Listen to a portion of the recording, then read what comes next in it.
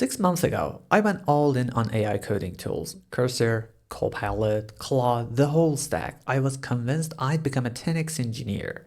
Instead, I became something I didn't expect, miserably, provably worse. Here's exactly what went wrong. At first, everything felt amazing. I was generating code faster than ever. My commits were following. I felt like I had superpowers. But then I started noticing things. Features that should have shipped in a day were taking 3. Bugs were slipping through that I would have caught before. My PR review times were through the roof, not because reviews were slow, but because there was so much more to review. I thought I was the problem, maybe I wasn't using the tool right, maybe I needed better prompts. Then I saw the research and I realized it wasn't just me. 41% of all code written today is AI generated. 84% of developers are using or planning to use these tools.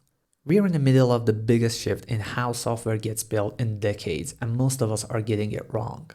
By the end of this video, you're going to understand exactly what's breaking and what's the team who are actually getting faster are doing differently. Here's the thing that nobody talks about. More code does not equal more value. When you use AI coding tools, you produce more. That is undeniable. One study found developers using AI completed 21% more tasks and created 98% more pull requests. Another found they touched 47% more PR per day. Sounds incredible, right? Here's the trap. Those same teams saw their PR review time balloon by 91%. 91%. The human approval loop became the choke point. You can generate code infinitely fast, but if your review process can't keep up, you haven't accelerated anything. This is Amdahl's law playing out in real time. Speeding up one part of the system only helps if other parts can keep pace. And they can't. But it gets worse. It gets clear. Study analyzing 153 lines of changed code found something alarming. Code churn, code that gets thrown away within 2 weeks of being written, it is projected to double. The AI writes fast, but what it writes often needs to be rewritten. Copy-pasted code is increasing faster than thoughtfully integrated code. One researcher described it as output that looks like a short-term developer who doesn't think about how their work fits into a broader project. And here's the part that really got me. 48% of AI-generated code contains security vulnerabilities, almost half. We're shipping faster and more dangerously at the same time. So developers feel faster because they're typing less and generating more. But code quality drops, review burden explodes, security holes multiply, and the time from I started this feature to it is actually shipped and working correctly often gets longer and not shorter. That's the paradox. Individuals speed up, systems slow down. Here's the concept that changed how I think about all of this. The J-curve. When you bolt an AI coding assistant onto an existing workflow, productivity doesn't gradually improve. It dips first, sometimes for weeks, sometimes for months. It goes down like the bottom of the J before it comes back up. Why? Because the tools change the workflow, but the workflow hasn't been redesigned around the tool. You're running a new engine on an old transmission. The gears grind. Think about what actually happens when you use AI to write code. You spend time evaluating suggestions. You correct almost right code, which is sometimes harder than writing it from scratch, because you have to understand what the AI was trying to do. You context switch between your mental model and the model's output.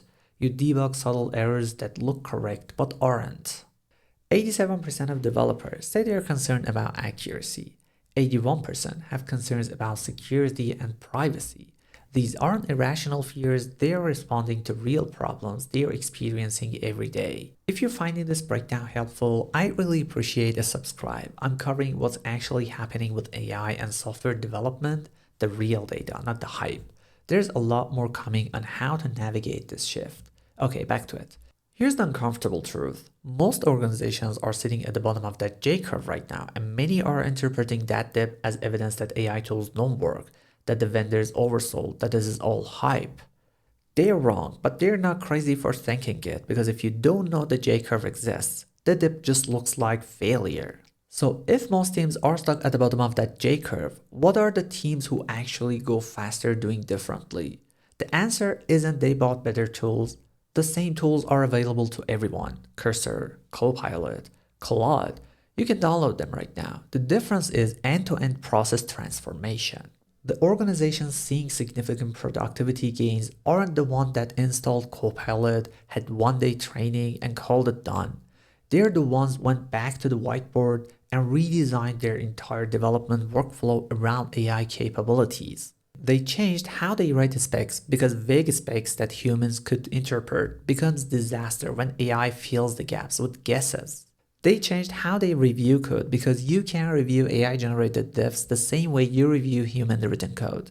The volume is different, the error patterns are different. They changed their CI/CD pipelines to catch the new categories of errors that AI-generated code introduces. Let me show you what this looks like at scales. Cursor, the AI-native code editor, hit $1 billion in annual revenue in 24 months. Fastest in B2B SaaS history. They just closed around at a $29 billion valuation. OpenAI tried to acquire them. When that failed, OpenAI spent $3 billion buying Windsor instead. That's a competitor waving the white flag. Cursor operates at roughly $3.5 million in revenue per employee. The average SaaS company does $600,000. That's nearly 6x the industry standard. But here's the thing, they reportedly spend 100% of their revenue on AI compute costs. They're not profitable yet. They're betting everything on the assumption that this transformation is permanent. And based on what I'm seeing, they're probably right. So what is the takeaway here? The tools aren't the problem, and the tools aren't the solution either. It is not about which AI coding assistant you pick, it's about whether you're willing to rebuild how you work. One senior engineer puts it perfectly. Copilot makes writing code cheaper but owning it more expensive, and that captures exactly where most teams are stuck. If you use AI to write code but don't change how you review, test, and maintain that code, you haven't saved time, you've shifted the burden downstream. The bill comes due eventually, usually in the form of bugs, tech debt, security vulnerabilities, and slower iteration cycles. The team that escaped the J-curve are the one willing to rethink everything. Not just how do we code faster, but how does code get from idea to production and where are actual bottlenecks? Because here's what the data keeps showing. The bottleneck is almost never typing speed. It is understanding and specification. It is review, it is judgment. AI handles typing, humans handles judgment. And if your process doesn't count for that division of labor, you're going to feel faster while actually getting slower. And that's the trap I fell into. If this helped you understand why AI tools might be slowing you down, drop a comment. Have you experienced the J-curve?